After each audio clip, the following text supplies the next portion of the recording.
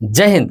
दोस्तों, आज की वीडियो में हम ये जानने की कोशिश करेंगे कि क्या हम एक ही पोर्टफोलियो में Motilal Oswal small cap fund और Motilal Oswal mid cap fund को रख सकते हैं क्या।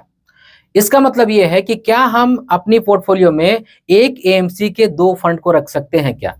देखिए, जब मैं ऐसा कह रहा हूं तो इसका मतलब ऐसा बिल्कुल नहीं है कि किसी ऐप में या फिर किसी सॉफ्टवेयर में ऐसा रिस्ट्रिक्शंस है कि हम एक एएमसी से दो फंड नहीं ले सकते हैं। आप बिल्कुल ले सकते हैं। अगर आपको अच्छा लगता है, आपको मन करता है, आपको ऐसा लगता है कि हमें निवेश करना चाहिए, तो आप बिल्कुल निवेश कर सकते हैं। इसमें किसी तरह का कोई रिस्ट्रिक्शंस नहीं है, कोई भी रोक टोक नहीं है। लेकिन जब हम एक अच्छी सी पोर्टफोलियो बनाते हैं, डाइवर्सिफाई पोर्टफोलियो बनाते हैं, तो हमें कई बातों का ध्यान रख करके पोर्टफोलियो डिजाइन करनी होती है। और जब हम पोर्टफोलियो डिजाइन करते हैं तो वहां पे एक ऐसी स्ट्रेटजी भी है कि हमें एक एएमसी से एक ही फंड लेना चाहिए। इसलिए आज की इस वीडियो के अंदर में ये सवाल आ रहा है।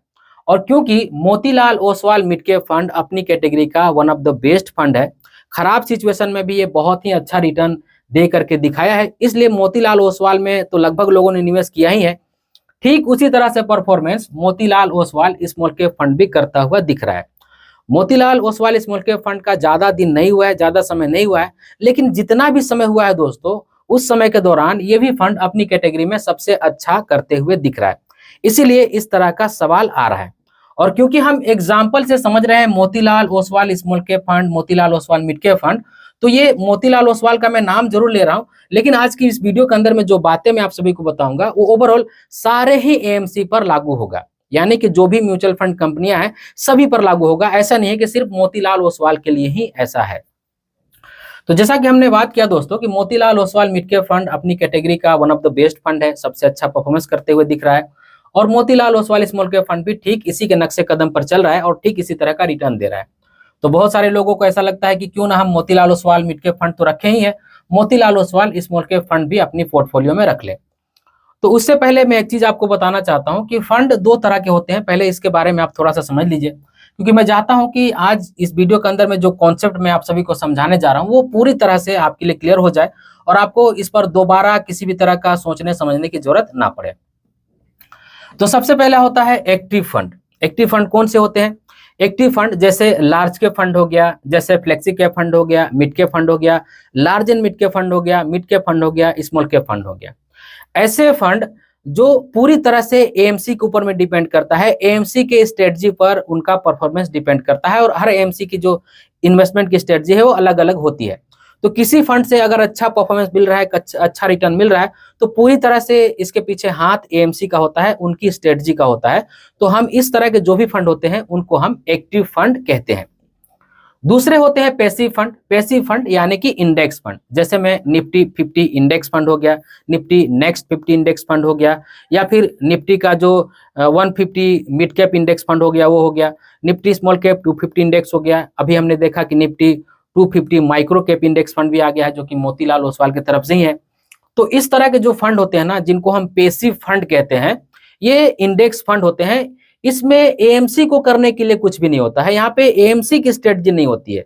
जो इंडेक्स में स्टॉक निर्धारित है, जिस पोर्शन में स्टॉक्स निर्धारित है, उसी पोर्शन में एज इट इज कॉपी करके इनको अपना फंड बना लेना होता है और उनमें निवेश करना होता है।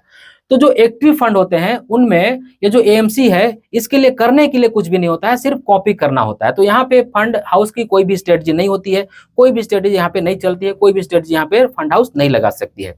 जबकि एक्टिव फंड जो होते हैं वो पूरी तरह से फंड हाउस के ऊपर में ही डिपेंड करते हैं, उनकी स्ट्रेटजी के ऊपर में ही डिपेंड करती है। तो सबसे पहले आप ये जान लीजिए कि किसी भी एएमसी का अगर आपके पास एक्टिव फंड है, किसी भी एएमसी का एक्टिव फंड है और आप उसी एएमसी का कोई इंडेक्स फंड रखना चाहते हैं, लेकिन एक बात का ध्यान रखिएगा कि जो इंडेक्स फंड आप रखना चाहते हैं उसके लिए आपके पोर्टफोलियो में जगह हो, उसके लिए गुंजाइश हो। तो अगर एक ही एएमसी से आप एक एक्टिव फंड ले लेते हैं और एक पैसिव फंड ले लेते हैं तो कोई भी फर्क नहीं पड़ता है।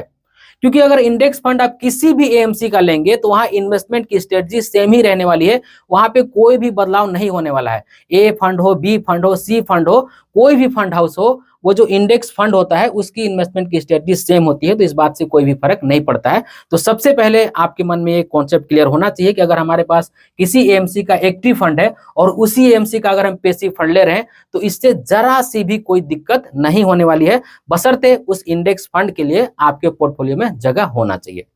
तो सबसे पहले हमने जान लिया एक्टिव फंड, पैसिव फंड के बारे में। अब हम एक्टिव फंड के बारे में जानते हैं। जैसा कि दोस्तों हमारे सामने एग्जाम्पल है, जैसा मैं अपनी अधिकतर वीडियो में आप सभी को बताता हूं, एक समय में एक्सिस म्यूचुअल फंड का लगभग सारे ही फंड एक नंबर पर रैंक कर रहे थे। उनके फंड के अलावा कोई ऑप्शन ही हमें नहीं दिखता था। अगर हम स्मॉल कैप ढूंढने जाए तो एक्सिस का ही मिलता था, मिड कैप ढूंढने जाए तो एक्सिस का ही, अगर फ्लेक्सी कैप ढूंढ रहे तो एक्सिस का ही, फोकस फंड ढूंढ रहे तो एक्सिस का ही, सारे ही उनके एक्सिस के जो फंड थे वो एक नंबर पर यहाँ पर मतलब रिटर्न दे रहे थे या फिर परफॉर्मेंस करते हुए दिख रहे थे। तो ऐसे में ना चाहते हुए भी हमें एक से ज्यादा फंड उन्हीं का लेना पड़ता था। और जैसा कि हमने देखा कि जब परफॉर्मेंस खराब हुआ तो हमारे पोर्टफोलियो पर बहुत बड़ा डेंट हुआ इस कारण से। इसी के चलते ये जो स्ट्रेटजी है दोस्तों कि एक एमसी से हमें एक ही फंड लेना चाहिए, इसको बनाई गई है। और दूसरा, जैसा अभी हम क्वांट में भी देख रहे हैं, अभी रिसेंटली ही नया एग्जांपल है, अभी आपके सभी सामने है। क्वांट का स्मॉल कैप, क्वांट का मिड कैप, क्वांट का फ्लेक्सी कैप, मतलब ओवरऑल जितने भी क्वांट के फंड है ना वो एक तरफा गिरे हुए हैं। एक समय पर क्वांट के जो फंड थे वो अपनी कैटेगरी में टॉप करते थे, यानी कि एक नंबर पर रहते थे दोस्तों। हर कैटेगरी में एक नंबर पर रहते थे और अपने इंडेक्स बेंचमार्क को एक बड़े अंतर से बीट करते थे। लेकिन आज के डेट में आप देख सकते हैं कि क्वांट के जितने भी फंड हैं वो सबसे निचले पायदान पर ट्रेड कर रहे हैं, यानी कि निचले पायदान पर जाकर के वो रिटर्न दे रहे हैं। ऐसा क्यों हुआ?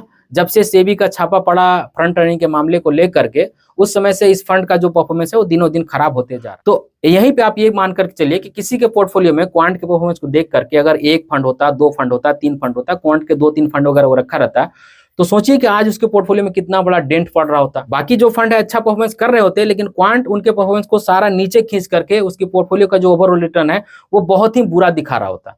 तो इसीलिए हमें जब भी किसी भी एएमसी, कोई भी फंड हाउस क्यों ना हो, जब भी उसका अच्छा ही परफॉर्मेंस क्यों ना चल रहा हो, हमें इस बात का ध्यान रखना चाहिए कि हमें एक एएमसी से एक ही फंड लेना चाहिए। इन्हीं सारी चीजों को देख करके हमें पास्ट से जो है वो सीख लेनी चाहिए कि ऐसा कभी भी किसी भी फंड के साथ में हो सकता है। तो अब क्योंकि हमें रखना ही है फंड, हम चाहते ही हैं कि हमें, क्योंकि ये अच्छा लग रहा है, तो फिर हमें क्या करना चाहिए? तो देखिए दोस्तों, अगर आपके पोर्टफोलियो में मोतीलाल ओसवाल का मिड कैप फंड है, ज्यादातर लोगों के पास मिड कैप फंड ही होगा क्योंकि मिड कैप पुराना है और बहुत अच्छा परफॉर्मेंस भी कर रहा है। स्मॉल कैप फंड तो खैर फिलहाल अभी आया हुआ है।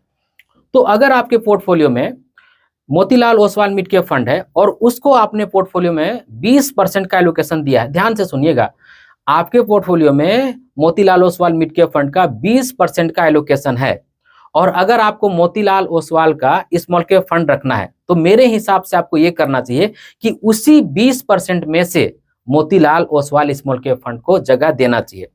जैसे मान लीजिए 20% हमारा पैसा Motilal Oswal mid cap fund में जा रहा है और अब हमको अच्छा लगने लगा कि भाई Motilal Oswal small cap fund भी अच्छा है, तो आप ऐसा कीजिएगा 10-10% दोनों ही फंड में पैसा डाल दीजिए।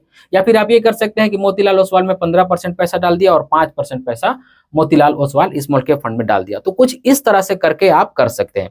लेकिन अच्छी स्ट्रेटजी यही है, अगर हम अच्छा पोर्टफोलियो बनाएंगे तो हमको ऐसा ही करना चाहिए कि हमें एक फंड हाउस से एक ही फंड लेना चाहिए। लेकिन अगर आपको बहुत ज्यादा अच्छा लगता है तो मैंने ऐसा कहा कि भाई जो भी एक्सपोजर है आपका पोर्टफोलियो में Motilal Oswal mid cap fund का, उसी एलोकेशन में से Motilal Oswal small cap fund का एलोकेशन दीजिए।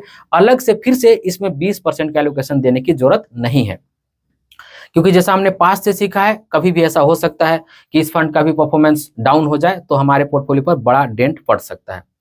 तो आज की इस वीडियो के अंदर में मोटा मोटी यही वो बातें थी दोस्तों। तो कहने का मतलब कुल मिलाकर के तो यही निकला कि हमें स्ट्रेटजी का हमेशा ही से ही पालन करना चाहिए, क्योंकि जो स्ट्रेटजी होती है वो हमारे फंड को प्रोटेक्ट करती है। शॉर्ट टर्म्स में हमें ऐसा लग सकता है कि अरे यार हम अच्छा फंड छोड़ रहे हैं, हमें इसमें पैसा निवेश करना चाहिए था, लेकिन जब लॉन्ग टर्म्स में इसको आप देखेंगे तो इसका परिणाम बहुत ही अच्छा निकलेगा अगर आप सारी स्ट्रेटजी को फॉलो करके अच्छा सा पोर्टफोलियो बनाते हैं।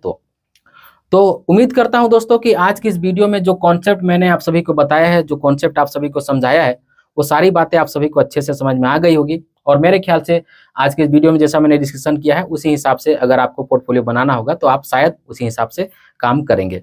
तो आज की इस वीडियो में बस इतना ही। उम्मीद करता हूँ आज की वीडियो आप सभी को अच्छी लगी होगी। अगर आज की वीडियो आप सभी को अच्छी लगी है तो इस वीडियो को एक लाइक जरूर कर दीजिएगा और इसी तरह की वीडियो देखने के लिए चैनल को सब्सक्राइब कर लीजिएगा और इस वीडियो को अपने फ्रेंड और फैमिली के बीच जरूर से शेयर कीजिएगा ताकि वो भी अवेयर हो जाए। इस वीडियो के आखिर में बस मैं आपसे इतना ही कहना चाहता हूँ कि अपना और अपने फैमिली का बहुत ख्याल रखिएगा। मैं मिलूंगा इसी तरह की किसी और वीडियो में, तब तक के लिए बाय।